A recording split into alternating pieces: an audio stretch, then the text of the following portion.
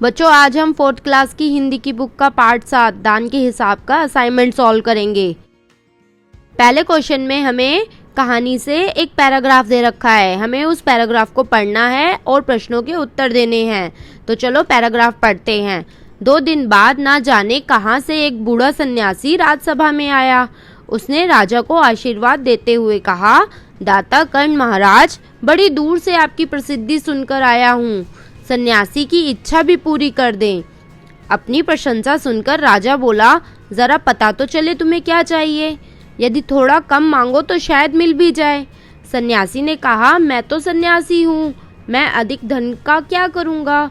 मैं राजकोष से 20 दिन तक बहुत मामूली भिक्षा प्रतिदिन लेना चाहता हूँ। मेरी भिक्षा लेने का नियम इस प्रकार है, मैं पहले दिन जो लेता हूँ दूसरे दिन उसका दुगना, फिर तीसरे दिन उसका दुगना, फिर चौथे दिन तीसरे दिन का दुगना, इसी प्रकार से प्रतिदिन दुगना लेता जाता हूँ। भिक्षा लेने का मेरा यही तरीका है। अब हमें प्रश्नों के उत्तर देने हैं। राजा से कौन मिलने आया था?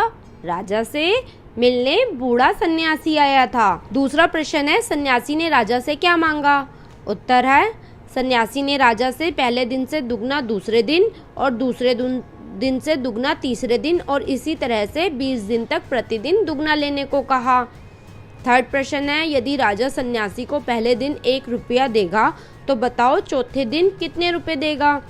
यदि राजा सन्यासी को पहले दिन 1 रुपये देगा तो चौथे दिन 8 रुपये देगा।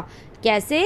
वो आप इस चित्र में देख रहे हो। पहले दिन 1 रुपये तो दूसरे दिन 2 रुपये, तो तीसरे दिन 2 से दुगना 4 रुपये, तो चौथे दिन 4 से दुगना 8 रुपये। अगर 5वें दिन का देखें तो 8 का दुगना कितना हो जाएगा? 16, और फिर छठे दिन 16 का दुगना 32। ऐसे ही दुगना दुगना करते हुए 20 दिन तक सन्यासी ने राजा से भिक्षा मांगी। नेक्स्ट क्वेश्चन में हमें प्राकृतिक आपदाओं के चित्र दे रखे हैं और हमें उनके नाम से मिलान करना है। प्राकृतिक आपदाएं वो होती हैं जो प्रकृति द्वारा मनुष्य के जीवन को हानि पहुंचाती है। इसमें बाढ़, भूकंप, सूखा, ज्वालामुखी का फटना, बादलों का फटना, तूफान आना, सुनामी आना, ये सब आता है। तो पहला चित्र है सूखे का, जब ना कोई खेती की जा सकती है और पानी की बहुत कमी हो जाती है, बारिश नहीं होती तो उस जगह पर सूखा पड़ जाता है। सेकंड चित्र है बाढ़ का, जब नदियों में पानी का स्तर बढ़ जाता है या बांध टूट जाते हैं तो आसपास के गांव में पानी भर जाता है जिससे बाढ़ आ जाती है। थर्ड चित्र है भूकंप का, जब जमीन के नीचे की धरती खिसक जाती है तो भूकंप आता है और ऊपर के मकान ढह जाते हैं। जब बहुत अधिक वर्षा हो जाती है तो तूफान आ जाते हैं। नेक्स्ट क्वेश्चन में नीचे दिए गए शब्दों को सही स्थान पर रखकर वाक्य लिखने हैं। जैसे मैं सज्जन आते थे, लोग नहीं राजसभा। इसमें सारे शब्द आगे पीछे हैं, हमें उन्हें ढंग से लगाना है। जैसे सज्जन लोग राजसभा में नहीं आते थे। सेकंड है कंजूस था बहुत राजा, तो ये आगे पीछे इसे ठीक करो, राजा बहुत कंजूस था। थर्ड है 1 रुपया सन्यासी भिक्षा मांगी ने, सन्यासी ने 1 रुपया भिक्षा मांगी।